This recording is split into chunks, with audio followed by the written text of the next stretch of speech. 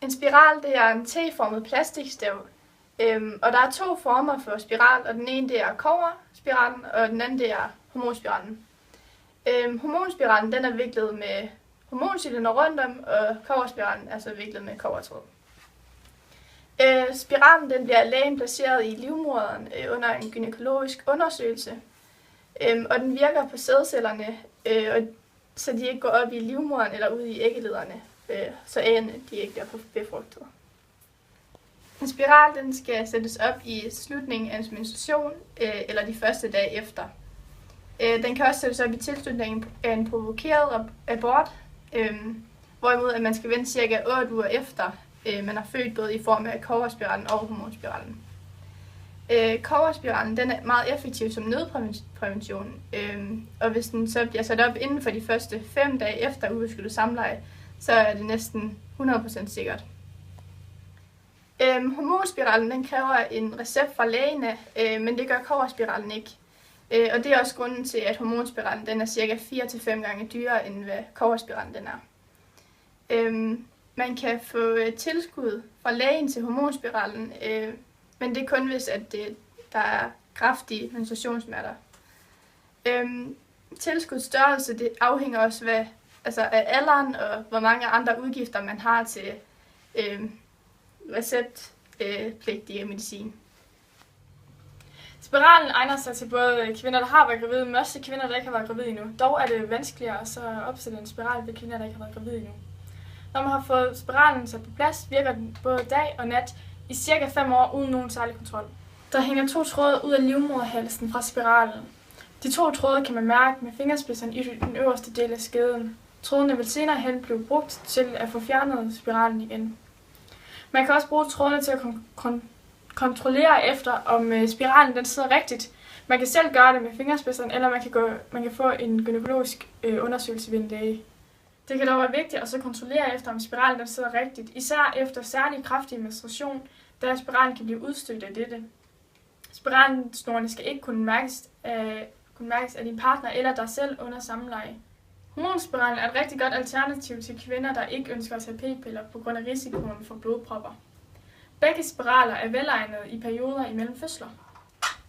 Elsa Mikkelsen? Ja. Hej. Lund? Hvad kan jeg hjælpe dig med? Jamen altså, jeg søger en anden form for prævention, så at jeg kan føle mig sikker. Ja, hvilken slags prævention tænker du? Altså, jeg er ikke så meget inde i det. Jeg ved ikke, hvad for nogle former for prævention er der. Og Jamen, der er mange forskellige. Er der nogen speciel grund til, at du er kommet for at søge hjælp til? Altså, for et år siden, der blev jeg voldtaget, og så fik jeg en abort. Og efter det, så er jeg så kommet i et fast forhold, og det er sådan set grunden til det. Ja, så er der jo sådan noget som spiralen. Ja, kan du fortælle mig lidt om, hvad det er? Jamen, der er 2 forskellige slags, jeg kan tilbyde dig. Der er både kobberspiralen, og så er der hormonspiralen. Og kobberspiralen virker i sådan gennemsnitligt 5 år, og det samme gør hormonspiralen så. Og så kobberet i kobberspiralen, den gør sådan, at den påvirker sædcellerne, så at deres evne til at bevæge sig bliver dårligere, så de ikke kan nå livmodermunden, og derfor er der meget lille chance for at blive gravid. Og så har jeg også hormonspiralen, og den virker som sådan en sekret på livmoderhalsen, så at den går ind og dækker, så sædceller og bakterier slet ikke kan komme op i livmoderen. Men hvis det så skulle ske, at en sædcelle kommer op, så kan ægget ikke sætte sig fast i livmoderen, og så vil det falde ud igen. Og det er gestagenet, der gør det. Og det, der kommer gestagen, det er kun lokalvirkende. Det er meget lidt af det, der kommer ud til resten af kroppen, så kroppen bliver overhovedet ikke påvirket af det. Har du sådan ellers nogle spørgsmål til det eller noget? Altså, jeg vil gerne vide, om der er nogle fordele eller ulemper ved begge former for spiralen. Ja, og der tror jeg, vi er nødt til at hente Dr. Madsen. Så tror jeg, hun gerne vil fortælle dig noget om det. Ja. Så siger jeg tak for denne gang. Selv tak. Hej. Hej. Dr. Madsen. Velkommen. Jamen, du vil høre lidt om nogle fordele og Ja, det ulemper. vil jeg meget gerne. Ja. Nu skal vi se her. Jeg har lidt forskelligt her omkring, som vil forklare lidt om det, så du kan få lidt papirer med hjem om det lidt senere. Men det er sådan, at kobberspiralen, den er 98% sikker, når det kommer til, om du bliver gravid eller ej, mens hormonspiralen, den er 99% sikker eller mere. Det er lidt usikkert. Men spiralen, den virker med det samme, lige efter den er blevet lagt op. Og kobberspiralen, den påvirker ikke din cyklus, mens at hormonspiralen, den giver færre og mindre menstruationsblødninger, samtidig med, at den mindsker risikoen for underlivsbetændelse. Og den her spiral her, den er så velegnet til kvinder, der har født, eller som er i faste parforhold. Og jeg hørte lidt om, at det var noget med, at du havde en kæreste. Ja, jeg har fast kæreste på. Og... Ja, jamen så passer de jo godt til dig. Ja. Men det er også lidt nogle ulemper ved de her spiral her. Det er lidt forskelligt fra spiral til spiral, men der er nogle.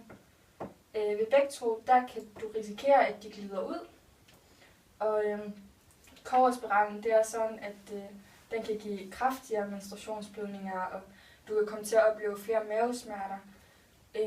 Mens at, jeg som sagde før, så giver hormonspiralen færre og mindre menstruationsblødninger og mindre smerter.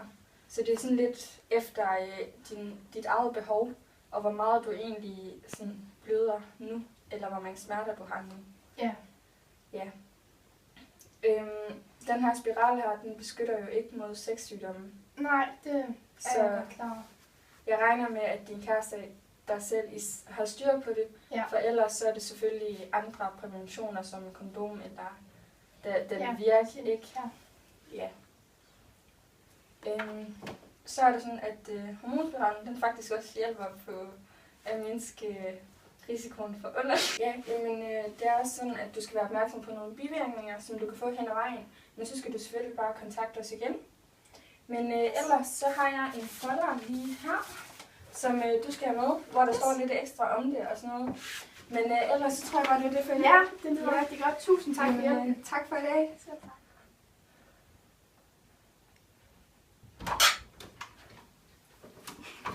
Hej. Hej. Ja, det er lidt tid siden, jeg har set dig. Ja, men jeg har jo fået den her hormonspiral op, og det er egentlig gået godt. Jeg har dog fået lidt urenheder, som er ud over det sædvanlige. Jeg ved ikke, om det har noget med det at gøre. Det er sådan, at der er et levonorgestralhormon i den her spiral her. Og det har en svag mandlig kønshormoneffekt. Og det kan så forværre dine hovedproblemer, hvilket kan være skyld i, at du har fået mere uren hud efterhånden. Ja, okay. Men jeg vil sige, at det er et rigtig godt valg, at det blev hormonspiralen, da den har mange flere fordele i forhold til... Det var også det, jeg tænkte, dengang jeg valgte det. Så. Ja.